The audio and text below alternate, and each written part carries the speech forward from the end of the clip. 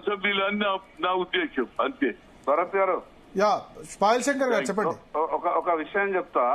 వీళ్ళ వాదన ఎట్లున్నదంటే, ఒక పక్క సుప్రీంకోర్టులో కేసు వాదిస్తూ ఇంకో పక్క జిల్లా కోర్టుని ఆర్డర్ ఇవ్వమన్నట్టున్నది.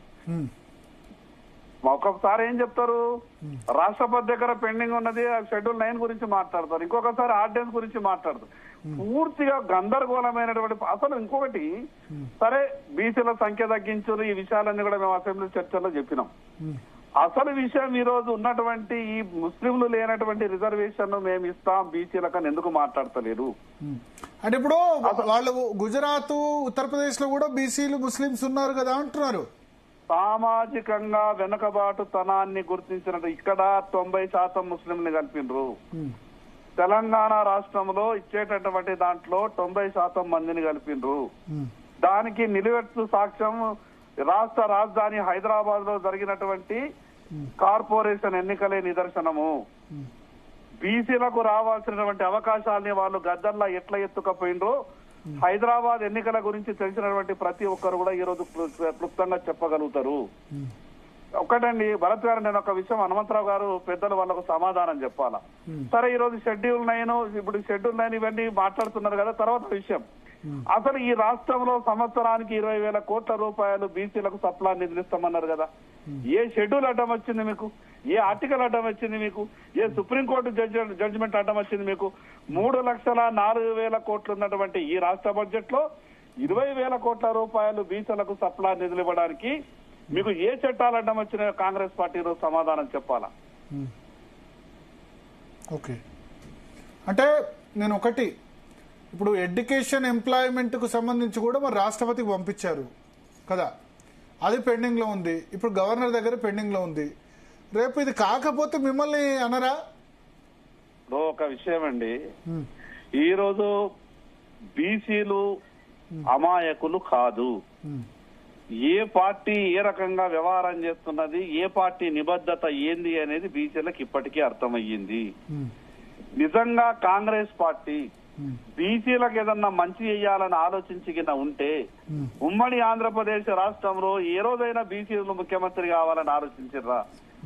5 సంవత్సరాలలో 4 ముఖ్యమంత్రుల్ని మారుస్తే ఏ రోజు కనీసం సంవత్సర కాలం కావచ్చు వాళ్ళ పీరియడ్, ఆ రోజు ఒక్కసారి అయినా కానీ పోనీ 5 ఏళ్లలో 4 మారుస్తున్నాం కదా. ఒకసారి మీరు బీసీ చీఫ్ మినిస్టర్ చేస్తా అని చెప్పి బీజేపీ లీడర్ కూడా చేయలేదు, మిమ్మల్ని చేయలేదు కదా. బీజేపీ లీడర్ మిమ్మల్ని చేయలేదు, మళ్ళీ రెడ్డి నేతనే చేశారు కదా. మీ పార్టీ రాష్ట్ర అధ్యక్షుడు మొన్నటి వరకు రెడ్డియే, కేంద్ర కేబినెట్ రెడ్డియే, బీజేపీ లీడర్ రెడ్డియే. మీరు కనీసం ముఖ్యమంత్రి చేస్తా అని ఫ్లోర్ లీడర్ గా మిమ్మల్ని ఎందుకు చేయలేదు మరి? అట్లా అంటే రేపు తెలంగాణ రాష్ట్రంలో భారతీయ జనతా పార్టీకి మెజార్టీ ఇచ్చిన తర్వాత ఈ రాష్ట్రంలో భారతీయ జనతా పార్టీ తరఫున బీసీ ముఖ్యమంత్రి అవుతాడు, దాంట్లో ఏం అనుమానాలు లేవు. మొన్న అధికారంలోకి ఎట్లాగో రాదు, మనకు 10 సీట్లు కూడా రావు అని చెప్పి బీసీ ముఖ్యమంత్రిని డిక్లేర్ చేశారు. భరత్ గారు, మీరు తేదీని ఈ రోజు తేదీని గుర్తుపెట్టుకోండి. తప్పకుండా వచ్చే రోజులలో భారతీయ జనతా పార్టీ తెలంగాణ రాష్ట్రంలో కాషాయ జెండా రెపరెపలాడబోతుంది. టిఆర్ఎస్ కాంగ్రెస్ 2 పార్టీలు కూడా రాబో రోజు అసెంబ్లీ ఎన్నికల్లో గల్లంతు అవుతాయి. పక్కా తెలంగాణ రాష్ట్రంలో వచ్చేది భారతీయ జనతా పార్టీ. భారతీయ జనతా పార్టీ చేసేటటువంటి ముస్లిం ముఖ్యమంత్రిని కాంగ్రెస్ టిఆర్ఎస్ 2 పార్టీలు, బీసీ ముఖ్యమంత్రిని కాంగ్రెస్ టిఆర్ఎస్ పార్టీలు 2 కూడా చూస్తాయి. ఇప్పుడు కాంగ్రెస్ పార్టీకి ఏం భయం?